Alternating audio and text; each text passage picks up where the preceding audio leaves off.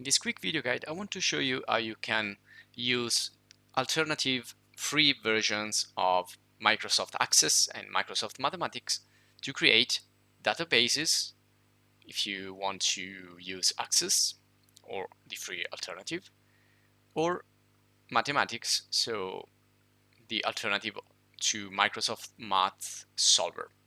So you can find both of these free alternatives here in this website called LibreOffice.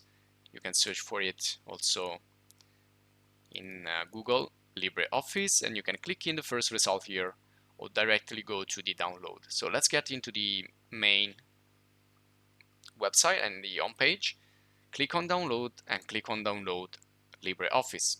Now all you need to do is to select your operating system, Linux, Mac OS, or Windows. In my case it's Windows, so I will click on download, and now I need to wait for a window to pop up, and this is where I'm going to download it and save it.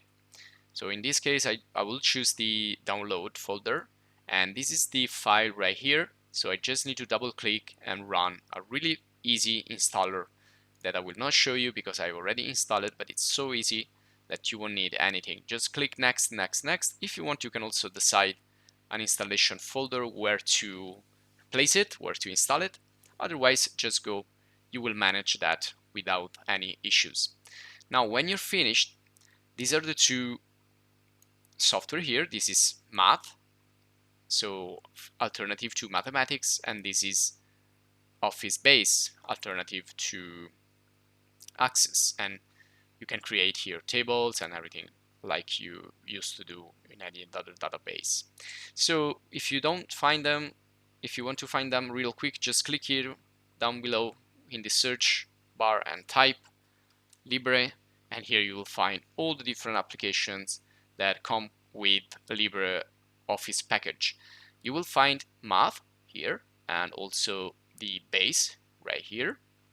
And also you will have the alternative, free alternative to Microsoft Word, which is the LibreOffice Writer, free alternative to Excel, which is LibreOffice Calc, and free alternative to PowerPoint, which is LibreOffice Impress.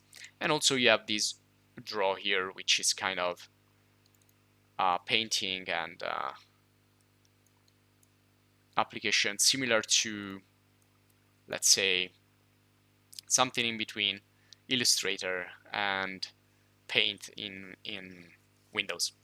So this will be all for this video. Thanks for watching and see you in the next guide. If you like the video, please support us. If you want to support us a little bit more, you can join the channel, and also you can type your comments, which could be questions but also suggestions to other users.